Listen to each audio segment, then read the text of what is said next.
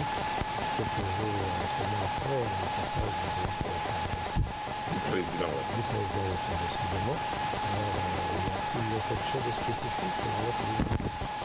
Merci beaucoup. Il faut dire que nous ne sommes pas venus dans le contexte de la Côte d'Ivoire. Nous avons été reçus par son Excellence Monsieur le Président en tant que président en exercice du Conseil des ministres de l'OADA, qui est l'Organisation pour l'harmonisation en Afrique du droit des affaires.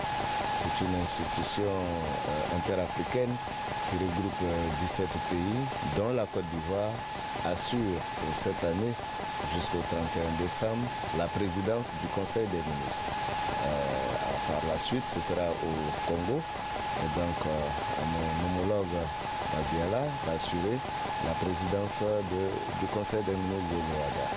Il est de bonne politique que lorsque l'on vous confie une mission, que vous puissiez rendre compte, informer. Et nous savons que le ministre Madiala, chaque fois qu'il participe à nos réunions, rend compte au président de la République, mais il était important. Vu la place que le Congo va occuper l'année prochaine dans la vie de notre institution, que nous venions en tant que président en exercice informer le futur président de la conférence des chefs d'État et de gouvernement de l'OADA de toute la situation de l'OADA. C'est ce que nous avons fait et le président a été donc, à notre humble avis, sensible à ce compte rendu que nous avons voulu bien lui présenter. Quelle situation s'agit-il? Écoutez, l'OADA, vous savez, regroupe plusieurs pays. Et quand vous avez plusieurs pays dans une association, il peut y avoir des divergences d'intérêts. Les intérêts ne sont pas toujours les mêmes. Nous avons aussi des institutions, telles que notre Cour commune de justice, qui fonctionne, qui rend des décisions. Toutes ces questions peuvent emporter quelques difficultés de fonctionnement. Donc, s'agissant de la Cour commune de justice qui rend des décisions qui concernent aussi nos États, il peut y avoir des dossiers brûlants. Nous en avons parlé avec le président de la République afin que, avant qu'il n'entre en fonction, qu'il ait déjà une vue des différents dossiers brûlants qui peuvent venir. Ça concerne la vie et surtout la sécurité financière de nos États. Il était bon que nous en parlions. L'OADA a des missions que les chefs d'État nous ont confiées à Ouagadougou, qu'ils nous ont renouvelées à Ouagadougou, notamment l'efficacité, l'efficience et la bonne gestion des intérêts de notre État. Nous avons rendu compte des actions que nous avons posées suite aux instructions que nous avons reçues en tant que ministre du Conseil et des perspectives avec leurs conséquences naturelles. Qu'est-ce le contenu du message que vous avez transmis au président de la République? Oui, c'est le contenu du message. Vous savez qu'il est de règles diplomatiques que lorsque vous allez à la rencontre d'un chef d'État et que vous soyez introduit par un message de son homologue.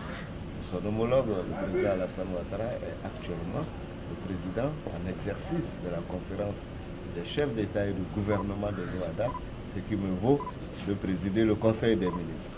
Je ne saurais, au nom de cette institution, rendre compte à un autre chef d'État sans que celui qui préside cette entité de notre organisation ne nous recommande. C'est cette lettre de recommandation qui est le message que l'on porte donc au chef d'État qui vous reçoit. À quand la prochaine conférence des chefs d'État? Eh bien, selon les textes de l'OADA, c'est au chef d'État qui préside la conférence lorsqu'il est saisi d'une situation qui nécessite, qui appelle ses pairs, qui décident donc d'organiser cette conférence. Naturellement, ça emporte les moyens logistiques, les finances et autres.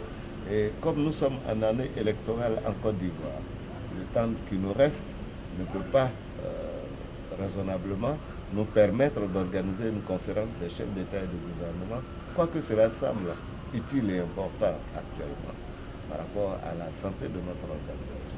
C'est pourquoi nous avons voulu informer par anticipation le président de la République du Congo, qui va devenir le président de la conférence des chefs d'État et de gouvernement, en espérant, certainement, qu'il convoque dès sa prise de fonction, une conférence des chefs d'État pour pouvoir solutionner tous les problèmes qui sont latents au niveau de l'OADA.